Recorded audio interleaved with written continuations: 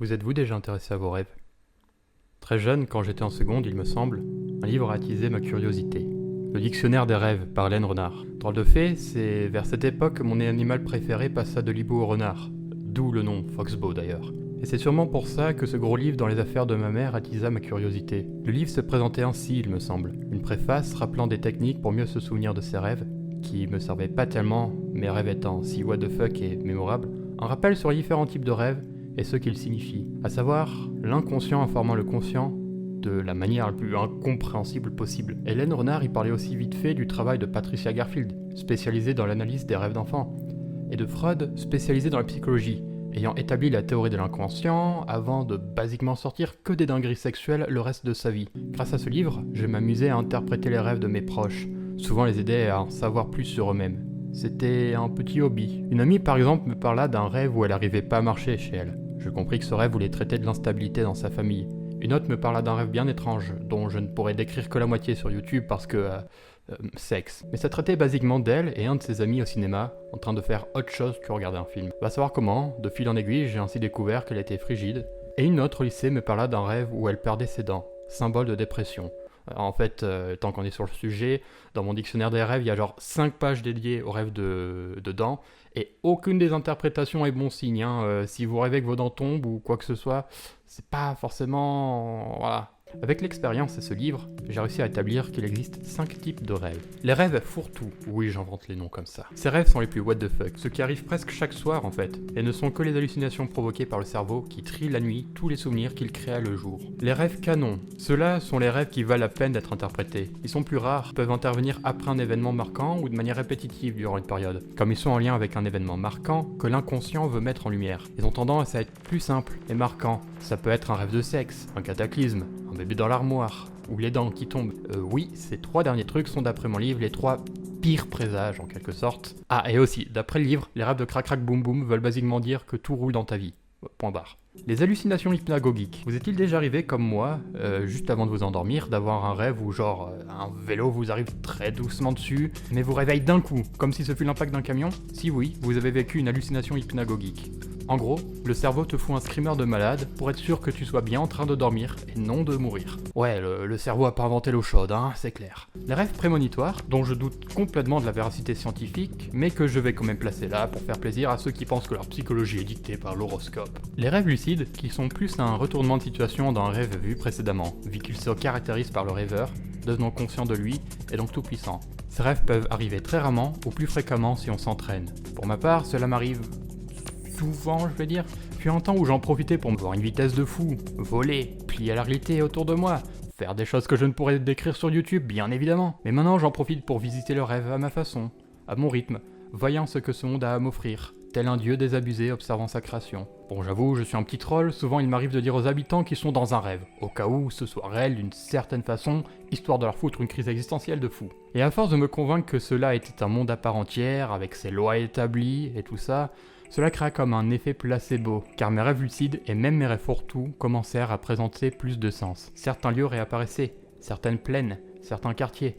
Plusieurs fois, je retrouvais ce monde souterrain, mélange de grottes, de carrières de pierre, avec aussi des touches rappelant le grenier des grands-parents. Souvent, je retrouvais dans les rues un archétype étrange de magasin, vendant sucreries, patchs, CD, comics, un mélange entre une boutique de geeks, de métalleux et un stand de convention de jeux vidéo. Souvent, je retrouvais des montagnes, surplombant la cité, d'où coulait une fontaine, et où sur l'autre côté se trouvaient des habitations abandonnées, rappelant les espaces liminaux. Lors d'un rêve lucide, je marchais près d'un carrefour et vis enfin un panneau indiquant le nom de cette ville si omniprésente dans mon inconscient.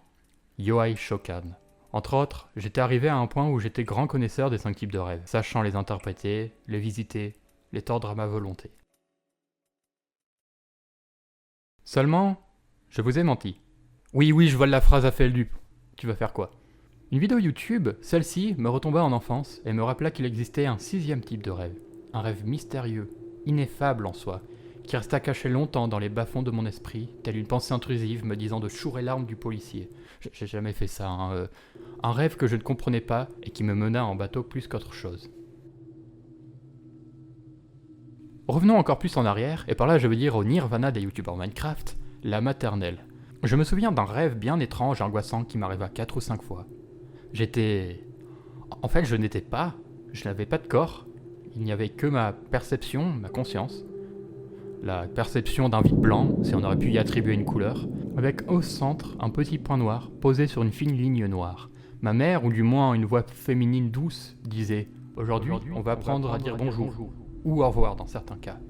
Suite à quoi, la ligne se déchaîna, se multiplia et oscilla violemment, comme le spectrogramme d'un son. Et quel son me disiez-vous ? Moi. Je m'entendais hurler et pleurer avec une intensité terrible, comme si je forçais ma souffrance, cherchais les larmes au plus profond de moi pour les expulser. Il y avait comme une forte douleur émotionnelle. En plus de ça, il y avait un fort mal-être, aigu, viscéral, mais une douleur ni physique ni mentale, ineffable et indescriptible, hors de ce monde en soi. Si je devais la décrire, bien que ce soit tronché, parce que, je l'ai dit, c'est indescriptible, je la décrirais comme la douleur d'un son d'acouphène tranchant la gorge et les tympans, suivi, et là je cite le moi enfant, une horrible sensation de pâte à modeler. Comme si l'odeur, la texture et le goût acide et toxique remplissaient ma bouche, mon nez et mon palais. Genre vraiment ça, c'était envahissant. C'était coupant, je dirais même. C'est l'adjectif. Je vous jure que c'était tranchant. Il y avait aussi une terrible sensation de fatalité, de finitude. J'ai aucune idée de comment je me réveillais, mais je suppose que j'étais pas très bien. Ceci est ce que le monde a décidé d'appeler un geometric nightmare. Donc en français, un cauchemar géométrique.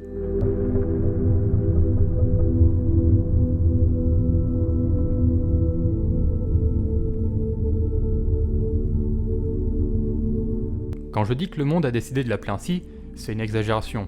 Le phénomène semble être rare et n'a pas vraiment été sujet d'étude à ma connaissance.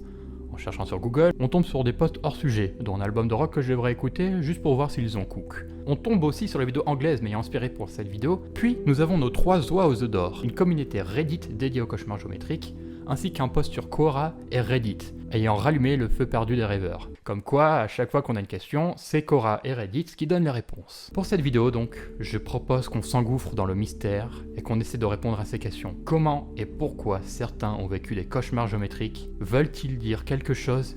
Et si oui, quoi? Mon premier réflexe fut de croiser mon expérience avec celle des autres. Et donc je me penchai sur l'article Reddit datant de 7 ans et étant donc le plus vieux rapport d'un cauchemar géométrique à ma connaissance. Sharky Boyo. Qui d'autre a vécu ces horribles cauchemars géométriques? Je sais pas si ces rêves ont un nom bien à eux, mais depuis les derniers mois, je n'arrête pas d'en avoir. Et sérieusement, c'est une des choses les plus stressantes que j'ai pu vivre. Il commence toujours par un vide absolu où émane un bruit d'eau statique. Puis une petite forme apparaît, souvent un cube ou une sphère. Elle croît de plus en plus et le son de fond s'intensifie, tandis que mon anxiété grandit. La forme commence à occuper tout mon champ de vision et je fais une attaque de panique. Peu de temps après, je me réveille en sueur et en train d'hyperventiler. Si quelqu'un d'autre a vécu ça, j'aimerais écouter votre histoire. Le post fut plutôt bien reçu, avec plein de personnes heureuses de voir que leur rêve n'était pas un cas isolé. Quand j'étais enfant, j'ai fait un rêve similaire quelquefois, toujours le même rêve, mais seulement quand j'étais malade ou que j'avais beaucoup de fièvre. Le rêve, c'était dans un vide noir complet. Il y avait des vagues, qui n'étaient pas un visuel de fou furieux, des vagues qui étaient des barres plates qui prenaient de la largeur au fur et à mesure qu'elles grandissaient, si ça peut faire du sens. Elles commençaient à venir vers moi, puis à repartir. Elles revenaient en étant plus larges et toujours plus proches. Ma peur et ma panique étaient grandissantes et cela continuait jusqu'au moment où elles m'atteignaient. Je me réveillais en pleurant et en gueulant. J'ai fait un cauchemar récurrent comme celui-là quand j'étais très jeune. Cela a commencé comme un vide gris et fumé avec un bruit aigu.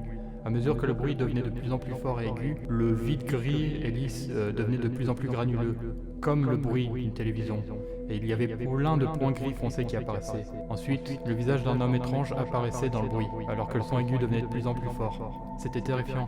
Tout d'un coup, le visage disparut et tout redevenait lisse et calme. Puis, tout recommençait. J'ai souvent fait ce cauchemar quand j'étais petit, surtout quand j'avais de la fièvre. Ça commençait toujours avec une sphère tournant, grandissant de plus en plus tandis que je la regardais. Plus elle grandissait, et plus ma terreur prenait de l'ampleur, ainsi qu'une profonde peur et un sentiment terrible de perte de contrôle. Je peux pas vraiment décrire ce mauvais feeling. C'était une peur vraiment inconfortable. Pas une horreur comme dans un film d'horreur, mais vraiment une espèce de nature morbide et dévastatrice. Je me souviens encore gamin tenter de clarifier avec des mots ce feeling, mais c'était sans espoir. J'ai déjà fait un rêve fiévreux qui se passait dans une pièce complètement blanche, avec des portes tout autour de cette pièce. La pièce était ronde, au milieu de la pièce se trouvait une boule noire et la balle commençait lentement à tourner, tout comme la pièce. Tout au long du rêve, la rotation s'est accélérée, tout comme le bruit dans la pièce. Tout est devenu de plus en plus rapide et je me souviens de m'être réveillé en pleurant. Ainsi de suite, le mouvement prit de l'ampleur. Les rapports de rêves s'accumulant, les internautes discutant, débattant, croisant les sources, il était évident que ces rêves avaient quelque chose d'unique, tant des éléments y étaient toujours présents. Voici donc ma liste des éléments récurrents des rêves géométriques. Le rêveur a une perception du monde sans vraiment y être, son corps n'y étant souvent pas. Le rêve prend place, pas nulle part, dans un vide absolu, souvent blanc ou noir, car le cerveau humain ne peut pas vraiment se concevoir un vrai vide, je suppose. La présence d'hallucinations auditives, souvent des voix, des bruits de fond, plus ou moins compréhensibles, ou un bruit de vide. Une forme, ligne, bref, un corps apparaît. Il est souvent de couleur noire. Le rêveur expérimente une forte détresse, limite une forme de crainte existentielle vis-à-vis des dimensions liées à la forme. Souvent elle est trop proche, loin, grande, petite, fine, granuleuse, etc. La forme subit une forte variation, que ce soit de sa taille, forme, vitesse, trajectoire ou inertie. Bref, le changement est graduel et s'intensifie, souvent de manière exponentielle. Le bruit s'intensifie avec la variation de la forme. Cela induit un fort mal-être dans le rêveur, souvent décrit comme une peur, anxiété, tristesse. Elle est souvent indescriptible, ineffable, impossible à comprendre.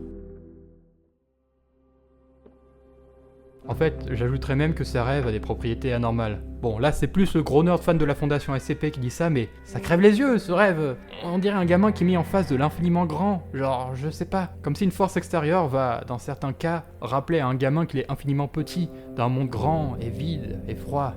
En fait, j'ai même écrit une histoire de fantasy dans le style de la fondation SCP qui explique que ce rêve, c'est juste que les gamins se souviennent à de rares occasions de ce qu'il y avait après la mort, car ils se sont réincarnés.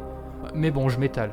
L'historien description. Ce qui me sidère aussi, c'est la façon dont ce rêve est en soi un cognito-hasard. Mais qu'est-ce qu'un cognito-hasard, me disiez-vous ? Bien, c'est un terme de la fondation SCP, qui doit sûrement avoir un équivalent dans la vraie vie et donc aussi en français, mais Osef, je vais continuer de l'appeler cognito-hasard. L'idée d'un cognito-hasard est que c'est quelque chose qui présente un danger par le simple fait de le percevoir avec ses 5 sens. Par exemple, SCP-023 est une espèce de loup spectral qui, une fois observé, va causer la mort d'un proche d'ici 1 an. Et le danger est bien cognitif, c'est pas le loup qui va tuer la personne, c'est le fait que tu l'aies vu. SCP-035 est un masque de comédie grecque qui, une fois observé directement, force un individu à l'enfiler et mourir car ce dernier est recouvert d'acide. SCP-1025 est une encyclopédie de maladies. Quiconque s'informe sur une maladie en ressent les effets, même si là c'est plus un info-hasard, le danger venant du fait de savoir un truc.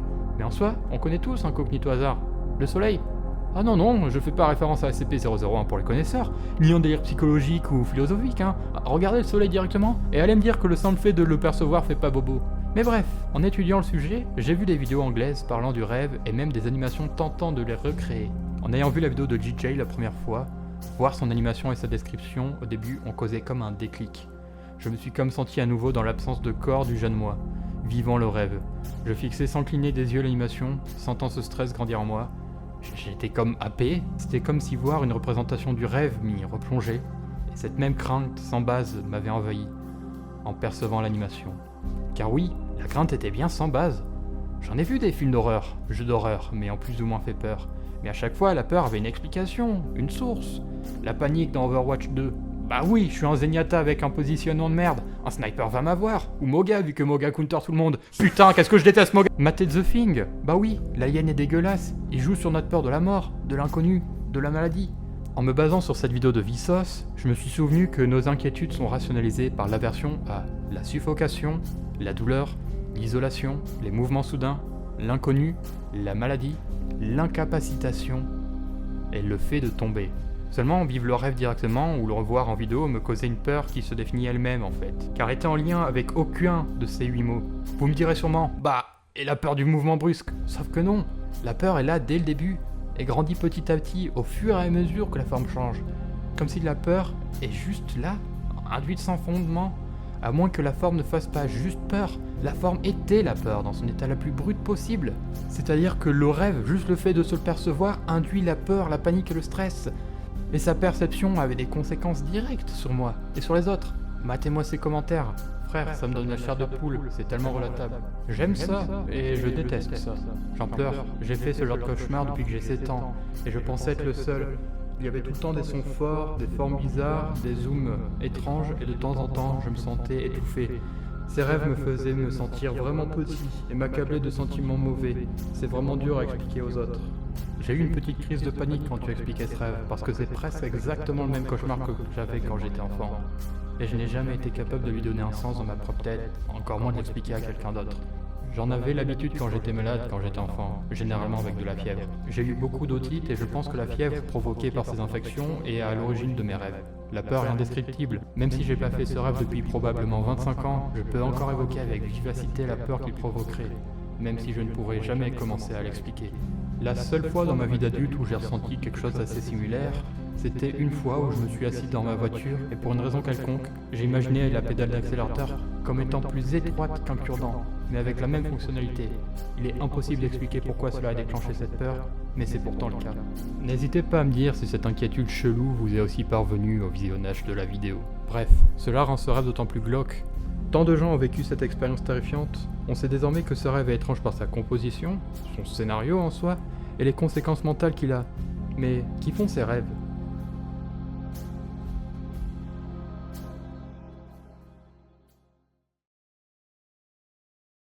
Ok, on est à la partie de la vidéo où normalement je suis en train de déterminer qui sont le genre de personnes qui ont des rêves géométriques. Comme vous pouvez le voir, j'ai ici présent le script de la vidéo. Là, j'ai le premier article qu'on a vu sur Reddit. Et c'est sur cette feuille que je vais noter les différentes propriétés, les types de personnes qui font ce rêve. Ainsi, je pourrais voir s'il y a un pattern qui se crée. Déjà, j'ai vu quelques articles où les personnes disaient qu'ils ont fait ce rêve quand ils avaient de la fièvre, ou certaines personnes qui ont dit qu'ils étaient autistes ou qu'ils avaient des troubles mentaux. Donc, je vais déjà noter autiste et fièvre, parce que moi-même, j'ai fait 4 ou 5 fois le rêve. Il y a des travaux, j'espère que ça s'entend pas, putain! J'ai fait ce rêve 4 ou 5 fois, dont une fois où j'avais de la fièvre. Et je suis autiste, donc je vais déjà me noter et on se revoit après.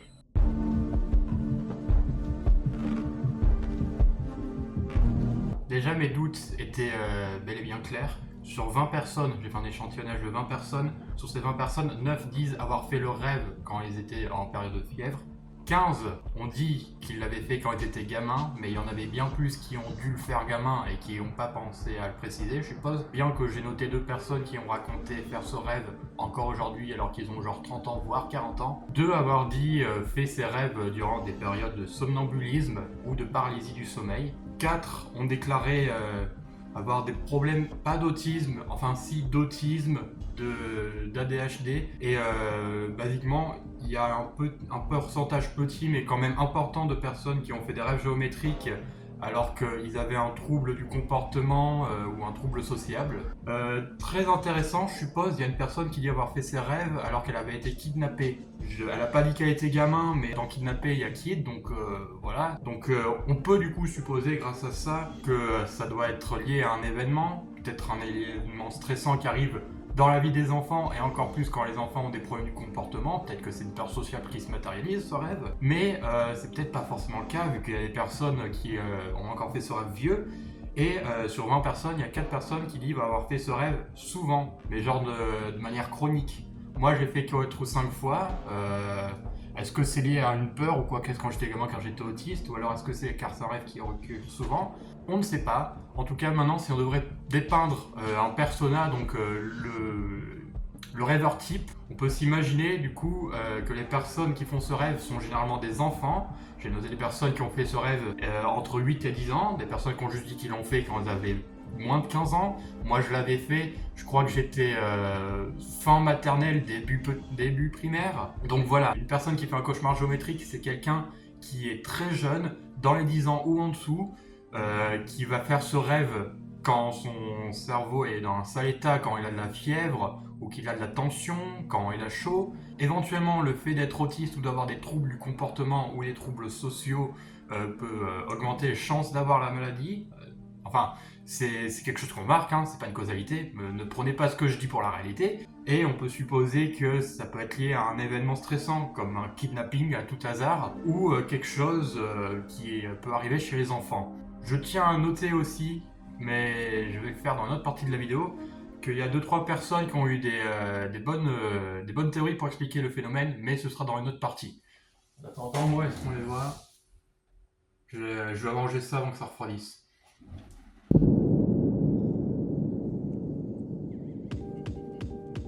Comme nous le savons tous, c'est sur internet que se réunissent les esprits les plus brillants, les plus tordus, et ceux qui sont un mélange des deux. Des êtres voulant percer à jour les mystères du quotidien pour le fun, c'est ainsi que grâce aux espaces de discussion, certaines théories apparurent vis-à-vis de l'existence de ces cauchemars géométriques. Commençons par les échanges dans ce post qui émettent déjà le lien entre autisme et cauchemars géométriques. Ma copine a une théorie. Alors, c'est un peu con et je doute que ce soit vrai, mais pendant un instant, c'était logique. Bref, je suis autiste, contrairement à ma copine.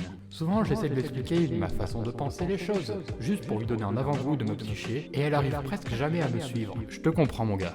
Pour moi, les musiques peuvent avoir une couleur. Ce qui semblera logique auprès de 3% des viewers. Dans ma tête, tout est ligne, forme, couleur. C'est juste un système mental qui me permet de simplifier les choses. Bref, quand je tentais de lui expliquer un cauchemar géométrique, elle a connecté les points vis-à-vis de la façon dont je me présente le monde dans un cauchemar. Car de ce que je comprends du cerveau lambda, un rêve traitant de fortes différences d'échelle et d'innombrables formes ne devrait pas être si compliqué et terrifiant.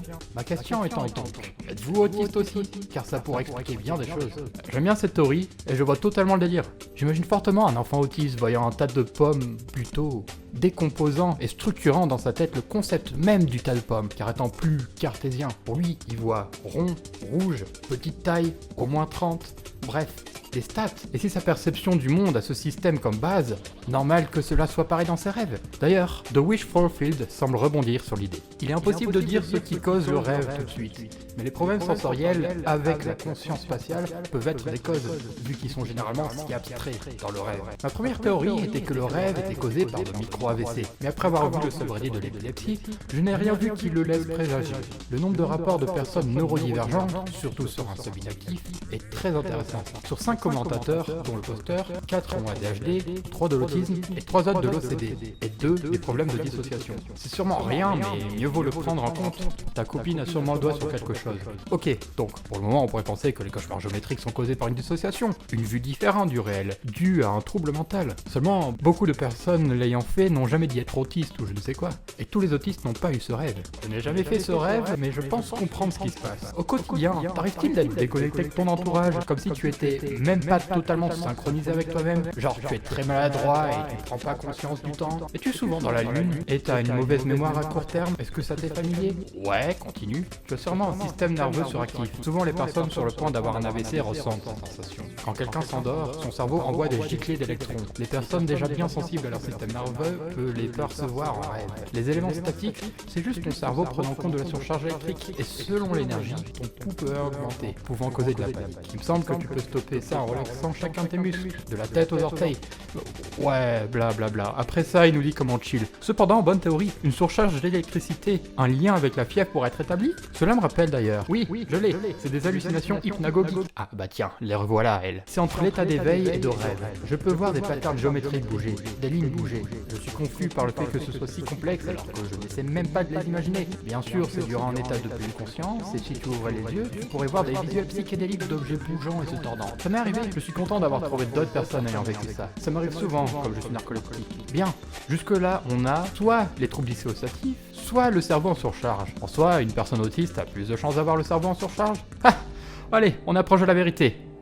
Qu'est-ce qu'on a d'autre? Certaines études scientifiques explorent des expériences similaires à ce que tu as décrit, des terreurs nocturnes infinies / géométriques. Ces types d'expériences, souvent caractérisées par des formes ou des motifs géométriques en expansion rapide qui induisent un sentiment de peur ou d'effroi, ont été rapportés dans le contexte de certains états altérés de conscience. Certaines recherches ont examiné ces types d'expériences dans le contexte de la consommation de drogues psychédéliques, où elles sont parfois appelées expériences de dissolution de l'ego ou de type mystique. Les études ont montré que ces types d'expériences, qui peuvent impliquer un sentiment de fusion ou de submersion par un espace vaste et infini, sont relativement courants chez les personnes qui ont pris des psychédéliques comme la comme des drogues, j'ai la flemme de lire ce truc. De plus, certaines recherches ont porté sur des expériences similaires, pouvant survenir lors d'expériences de mort imminente, de privation sensorielle, ou même dans le contexte de certaines pratiques méditatives. Dans ces cas, l'expansion rapide de motifs ou de formes géométriques, accompagnée d'émotions intenses comme la peur ou la crainte, semble être liée à une perte temporaire du sens normal du soi ou des limites de l'ego. Ah bah, ça revient à mon idée que durant le rêve, on est incorporel. Les théories sur les neurosciences et la psychologie sous-jacente à ces expériences se concentrent souvent sur le rôle des régions cérébrale impliquée dans le traitement de la conscience spatiale, de la perception visuelle et du traitement émotionnel. Cependant, les mécanismes exacts ne sont pas encore entièrement compris. Dans l'ensemble, bien que les terreurs nocturnes infinies / géométriques spécifiques que tu décris n'aient pas fait l'objet de nombreuses recherches publiées, il semble exister un corpus de travaux examinant des types connexes d'expériences perceptuelles et émotionnelles altérées qui partagent certaines des mêmes caractéristiques. Des recherches plus approfondies dans ce domaine pourraient aider à faire les lumières sur les facteurs neurologiques et psychologiques potentiels impliqués. Ok, Ok, donc, pour résumer, les personnes presque mortes et ou défoncées arrivent souvent à faire ce rêve, lors d'expériences où ils se séparent de soi. Attends, ça me rappelle le type qui demandait « T'arrive-t-il d'être déconnecté de ton entourage, comme si tu étais même pas totalement synchronisé avec toi-même ?» Et on sait désormais que ce rêve a forcément une origine neurologique, comme tout pointe à croire que le rêve est lié à une certaine zone du cerveau qui pète une direct. Mais qu'en pense Foxbo ? Moi, j'ai deux théories. Elles se contredisent pas, mais elles ont des réalités différentes. Ma première idée, c'est que ce rêve, c'est juste un rêve canon, genre un rêve qui a pour but de dire au gamin quelque chose va pas, son inconscient qui parle au conscient. Mais dans mon idée, et ça explique pourquoi il y a autant d'enfants très jeunes qui le font, c'est que les rêves, ce genre de rêve en général se sert d'images pour faire passer des messages. Par exemple, dans le livre d'Hélène Renard, ça dit que les chiens sont un symbole de loyauté. Par exemple, dans un rêve, tu vois que ton chien qui se fait défoncer, ça veut dire que t'es pas loyal, je sais pas. Mais par exemple, un gamin qui ne connaît pas cette association d'idées, s'il veut se représenter, si son rêve veut lui montrer la loyauté, comment il va le faire? Sûrement par un moyen beaucoup plus simple qu'une allégorie, à savoir le chien. Et c'est là où vient ma théorie. Peut-être que certains enfants ont eu beaucoup de détresse à un moment dans leur vie ou quelque chose de similaire et l'inconscient n'avait pas enregistré des références culturelles ou quoi qu'est-ce pour le montrer de manière figurée comme je le ferais un rêve canon. Du coup, comment il le fait? Avec des formes extrêmement simples. Par exemple, dans quel contexte on va mettre l'enfant pour lui faire comprendre qu'il est anxieux? Si le cerveau a aucune référence d'un lieu qu'on peut associer au concept d'anxiété, il va mettre un vide. Comment faire comprendre au gamin que la situation est urgente, qu'il fait peur ou quoi qu'est-ce?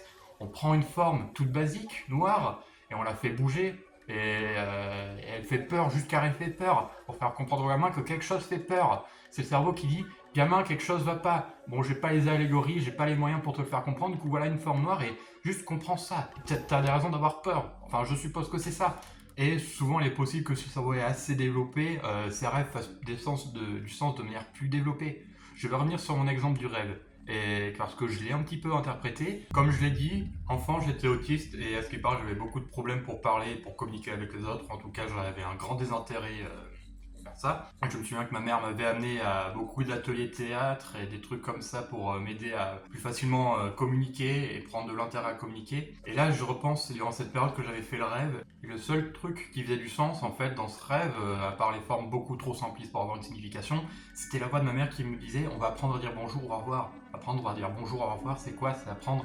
des normes sociales, c'est apprendre à dire merci, tout ça, c'est apprendre à dire les phrases de base pour sociabiliser et vivre en société. Et le fait que dans mon rêve, il y avait cette phrase suivie d'un intense inconfort, c'était une façon que mon inconscient avait de dire « Adam, tu es autiste, apprendre les normes sociales, apprendre à sociabiliser est beaucoup plus difficile pour toi, voire douloureux. » Et le côté allégorique, il avait réussi à le faire via la voix de ma mère qui me disait on va apprendre à dire au revoir. Et le reste, vu que j'étais enfant et que j'avais pas beaucoup de références culturelles ou quoi qu'est-ce, mon inconscient savait pas comment imager le fait que ça faisait mal. Du coup, il a pas imagé, et à cette phrase, à savoir on va apprendre à dire au revoir, le rêve a foutu la peur dans sa forme la plus brute, à savoir une onde noire qui fait...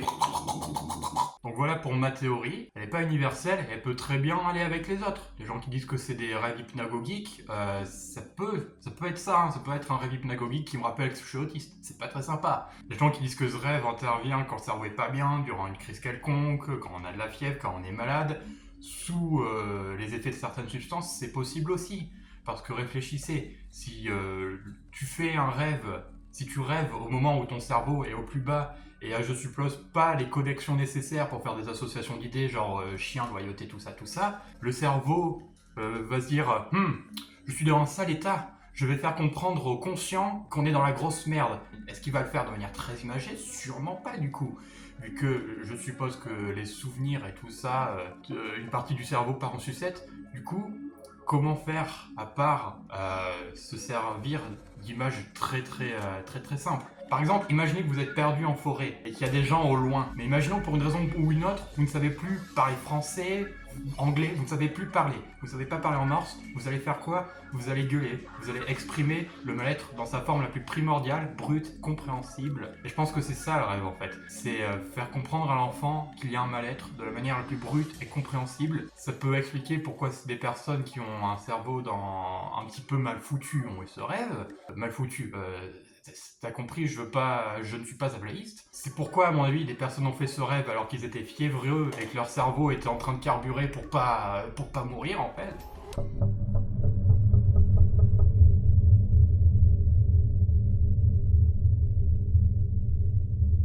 Est-ce que ça explique définitivement pourquoi les personnes font des rêves hypnagogiques? J'en sais rien.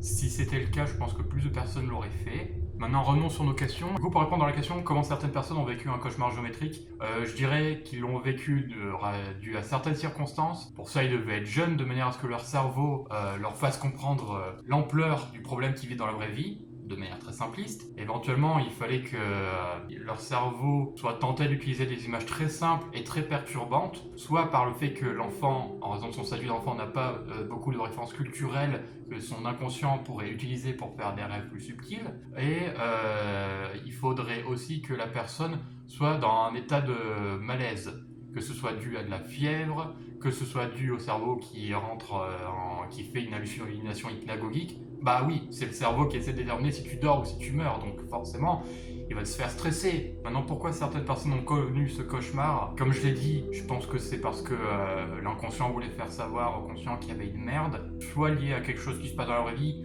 soit lié à la condition même du cerveau au moment de dormir, que ce soit d'un syndrome post-traumatique, que ce soit de la fièvre, ou quoi que ce soit qui mette le cerveau en patraque, basiquement. Est-ce que ces rêves veulent-ils dire quelque chose? Bah, en soi, c'est un appel à l'aide. C'est un appel à l'aide qui est dans sa forme la plus brute possible. Le cerveau génère la peur à l'état pur. Elle la cache pas en mode c'est un tigre, petit, tu vas avoir peur de te faire manger.